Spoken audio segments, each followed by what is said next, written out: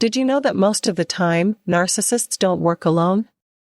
That may sound crazy, considering how self-centered and ego-driven narcissists are, but these people will often recruit others to further their agendas and turn the crowd against you. Knowing what a flying monkey is can help you identify who is on your side and who is reporting back their findings to the abusive narcissist. If you want to be able to fully trust and confide in the people around you, stick around until the end, and you'll be easily spotted by these narcissist enablers without all the annoying drama. Number 1, they find common ground against you. Narcissists can seem clever from the outside, but the reality is that their tactics are pretty basic. The problem is that most people find the sneaking, gossiping, and general drama to be pointless and tiring. But to them, it's their main goal in life. A narcissist will often recruit flying monkeys for a common cause. They all share.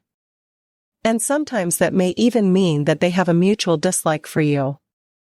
It is normal for people to not get along, but narcissists almost take it as a sign of disrespect. And if they don't like you, they are going to want to turn people against you right away.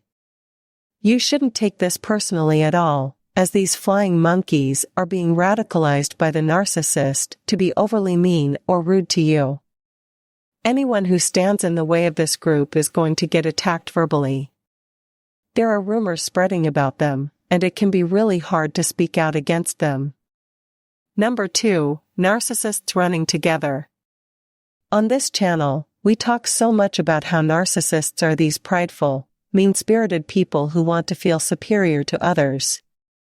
But there are some occasions where fellow narcissists can coexist. Unfortunately, this usually means that they have found something in common to be upset about, and it can create a really uncomfortable and unwelcoming environment for everyone involved. Generally speaking, narcissists turned flying monkeys don't last all that long, as eventually they too will turn on each other. But what do you do in the meantime? Well, if you can't lay low and let it pass, your best bet is to plant your feet and not budge on the things you find important. Narcissists hunt for weakness, and they will try to poke around for insecurities to later use against you. Number 3, they will try to turn your allies against you. Narcissists and their flying monkeys can be awfully tricky to deal with on your own. But having a solid group of people in your corner can really turn the tables on them. When the agents of the narcissist start to figure out that your strong support system is too much for them, their next step might be to turn you against one another. This can occur in a variety of ways, but 2 of the main ways these abusers will try to break you up are to try to spread false rumors about you or to use information you gave them to make you or your friends look bad. Riling you up and making you think that your friends don't have your back can lead to turmoil within your group, which is why you have to try your best not to let these things get to you. The worst thing a friend group can do is start doubting one another. So bringing those rumors or accusations to your friends directly so they can dispute them is the best way to stay close-knit and together. Number 4, the classic smear campaign. Of all the tactics a narcissist will try, the flying monkey smear campaign is usually the most common.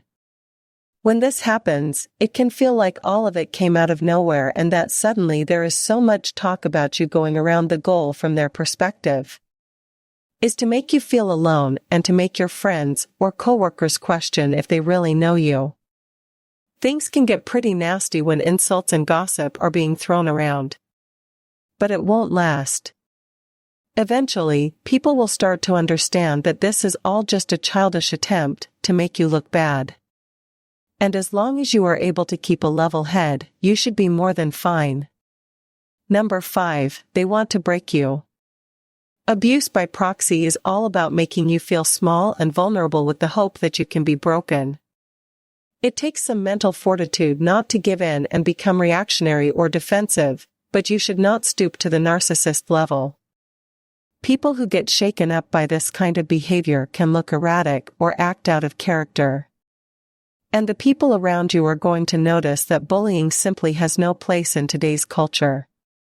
And most people are going to be able to see through the flying monkey's attempts to trigger you. By the way, make sure to subscribe if you've learned something new today. Number 6, the flying monkeys will try to earn your trust. Flying monkeys can be really devious. And at the start of your relationship with them, they may even try to become friends with you. The thing is, they are doing this in order to manipulate you, not actually to form a meaningful bond. People who have been burned by narcissists in the past often report that they knew things that they never even told them. And that's because of the flying monkeys. These agents know that the narcissist craves personal information to either butter you up later or to throw in your face. So you may want to be careful when revealing any kind of information to a flying monkey. Keeping to topics that you would be comfortable sharing with anyone is your safest bet, since otherwise sharing a secret may get you burned. Number 7, they will ice you out. Sometimes narcissist flying monkeys don't even have to share a word to follow through on their schemes, as the silent treatment is one of their favorites. Narcissists and their buddies love to seem important and better than those around them. And so not giving you the time of day or purposefully misunderstanding you is a common maneuver in their playbook. This usually plays out as childishly as it seems and isn't even the most effective attack, but in their heads, they think they are getting to you. The best way to avoid this attack is to not play into it and to draw attention to it. If it starts to get in the way of your job performance or something like that, reporting that a coworker or friend is giving you the cold shoulder to get one over on you is going to make them look really bad and will require them to drop the act. Number 8, they will try to recruit others against you. For a narcissist, the bigger the group, the more popular they are. These egotistical abusers want to be the center of attention and the leader of their group, and they will often send their agents to recruit others to their cause. As theirs grows, they will be bolder in attacking you and will feel increasingly confident. If things have reached this point, there's a lot of dysfunction coming along with it. So you should try your best to remain balanced as things continue to spiral. The work environments and friend groups that allow narcissists to thrive almost never succeed.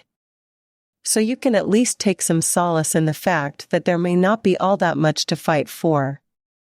Number 9, they prey on the anxious. If you are a person who suffers from anxiety, especially the social kind, then a narcissist is either going to try to recruit you or attack you. You see, the narcissist is mostly interested in bringing in people they find interesting or who flatter them, but they will also try to bring in people who are willing to do the work for them.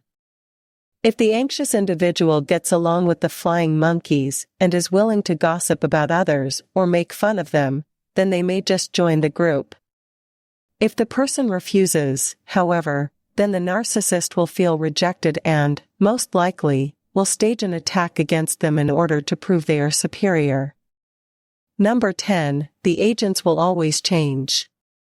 Narcissists are volatile people who can make big decisions at the drop of a hat. They may have a bad day and start a beef with one of their agents, or they may just kick them out because they no longer believe they are cool enough. Whatever the reason, you should be aware that narcissists will rotate their crew, and so an enemy one day may become a friend the next. After all, their friendship isn't real. They're just a group of people who enjoy making fun of others and making their lives worse. This is an extremely toxic environment, and it usually sorts itself out after a while.